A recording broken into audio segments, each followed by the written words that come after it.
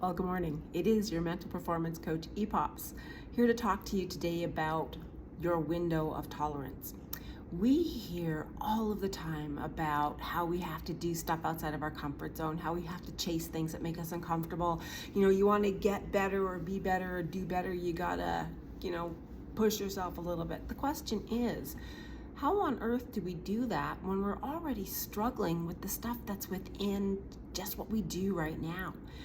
And one of the really important things when we talk about mental performance coaching is just like you work out in the gym and you do reps to get stronger, mental performance too takes practice. You don't learn your posting diagonals the first couple times around. You need to do the practice.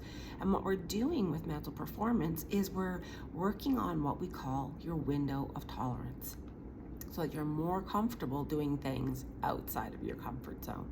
So today I want to talk to you about a window of tolerance and hopefully give you an idea about why mental performance skills are so useful and why we need to invest the time in them, why it's not a one and done process. So, window of tolerance, here we go. All right. Normally, for most of us that have self-confidence and have some skills in our back pocket and know something about a window of tolerance, our window of tolerance is those two green lines. So as we go through our life, things happen throughout our day.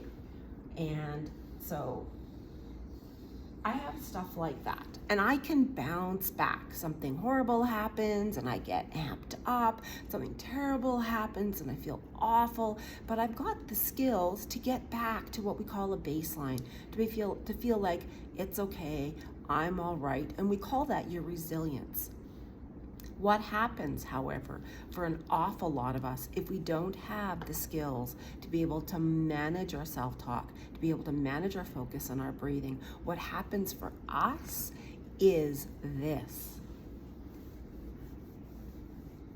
Our window of tolerance, instead of being really big,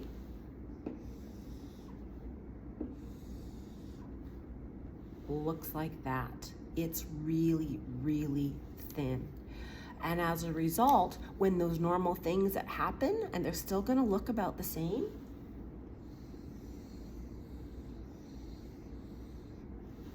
I'm outside of my window of tolerance. All of this, that's all out of the ability that I have to control my heart rate and control my breathing and control my thoughts. And as a result, I feel terrible. I'm either over aroused, over amped, and there's this Yerkes-Dodson scale of arousal. And so I'm either way too high or I'm way too low, and I don't have very much resilience. So when something goes wrong, I don't have the tools in order to bring myself back to that baseline where it's okay, I got this. And because I don't have those tools, I spend more time feeling terrible and awful. So one of the amazing things about working in mental performance is it gives us the tools to be able to widen our window of tolerance and make those two green lines much further apart. So those normal wiggles and squiggles of ups and downs that happen in our day, where we stay in our window of tolerance and we feel like almost all the time, I can manage this. Almost all the time, I have skills to help myself keep performing and feel okay. So in mental performance, we talk a little bit about window of tolerance. We talk about the skills that broaden that window of tolerance. We talk about some of the stuff that's happening with it in our bodies, so our physiology and our biology, to help us understand why those tools work and how those tools work. And at the end of the day, we carry them everywhere. They're not just when I'm sitting on my horse and riding and performing or handling, that young horse that misbehaves all of the time. It's about how I drive my car and how I prepare for exams and how I cope with stresses when I'm having lots of negative self-talk or things are challenging in the rest of my life. So mental performance is not one and done. It takes time and takes practice. Thankfully, once we know about them, we can start to use them in little tiny bits very frequently, like 10, 15 minutes a day, getting your reps in, just like you need to do in the gym, or just like you need to do when you're riding your horse. You need to practice.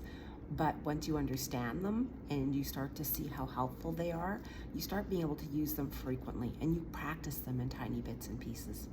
So I hope that's helpful to help you realize that mental performance, it is an awesome thing that helps us throughout the rest of our world, not just when we're riding our ponies, but also that it's going to take practice and time. Not huge amounts, but small bits frequently. Do a little, a lot. This is your mental performance coach, EPOPS, wishing you the most awesome ride ahead.